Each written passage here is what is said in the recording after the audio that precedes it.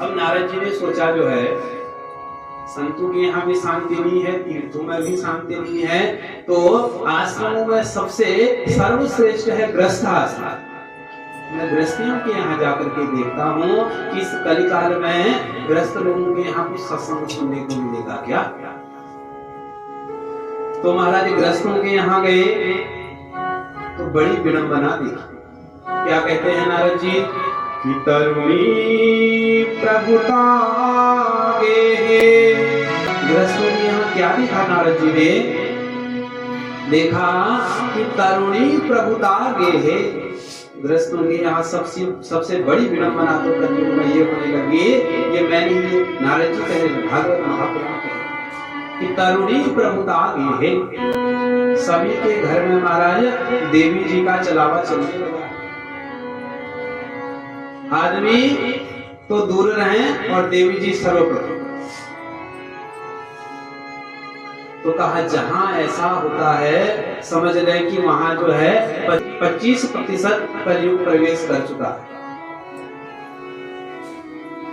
ठीक है, देवियां अगर बुद्धिमान हैं तो अपने जो है पति की सेवा करें, उन्हें अच्छी अच्छी सलाह दें। लेकिन जहां महाराज देवियों का चलावा चलने लगा, देवी प्रमुख हो गई है, वहां कलयुग ने प्रवेश कर लिया। ऐसा नारद जी। और दूसरा बताया श्याल को बुद्धिदायक। अब क्या हो रहा है गृहस्थियों के यहाँ?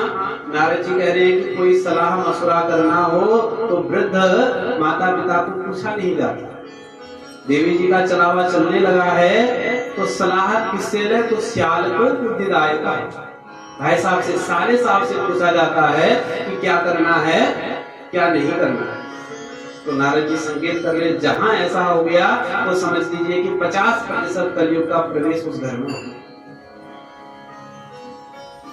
अब तीसरी बात बता रहे हैं कि कन्या विकृणियो लोभा।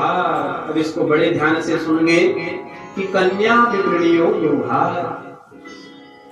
क्या हो रहा है गृहस्थियों के घरों में कि कन्या का क्रय विक्रय होने लगा। पहले ऐसा होता था कि समधी उसी को बनाया जाता था जिनके विचार आपस में मिले। समधी का अर्थ आप लोगों ने कभी विचार किया हो तो सम माने समान, धी माने बुद्धि। जिनकी बुद्धि, जिनके विचार आपस में समान हो गए, जिनके विचार मिले, जिनके संस्कार मिले, जिनकी आर्थिक स्थिति और पारिवारिक स्थिति सम हो, समान हो, वहां कन्या का विवाह किया जाता है। लेकिन आजकल क्या हो रहा है? कह रहे हैं कि कन्या विकृणियो लोभा। जहां सौदा पड़ गया, बढ़िया मिला, देखा घर बार बढ़िया है तो वहां विवाह करा। कई ऐसे दृश्य देखे जाते हैं महाराज। गरीब घर की कन्या अगर संपन्न परिवार में चलेगी तो बहुत प्रताड़ना उसको मिलती है। तभी नारद जी संकेत कर रहे हैं कि जहां ऐसा होने लगे तो वहां समझ लीजिए 75% जो है कलयुग ने प्रवेश कर लिया है। कन्या विकृणियो लोभा।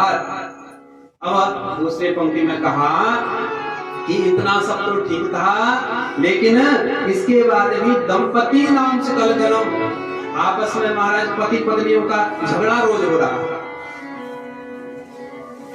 आस पड़ोस तो ठीक था, लेकिन जहां जो है पति पत्नी का झगड़ा आपस में होने लगे तो समझ लीजिए कि 100% कलयुग ने जो है प्रवेश कर लिया। नारद जी ऐसा कहते हैं मैंने गृहस्थियों के घरों में आज ऐसा देखा, कलयुग का ऐसा प्रवेश हो गया है कि दंपति भी आपस में लड़ने लगे। कहा अभाव किसका है? तो वही बात, विवेक का अभाव। अगर विवेक पुरुष में हो तो वह पत्नी को भी कैसे रखना है उसको पता है, माता पिता के साथ कैसे व्यवहार करना है, कैसे उनको लेकर के चलना है। जब तक सत्संग नहीं सुनेंगे तब तक आने वाला नहीं।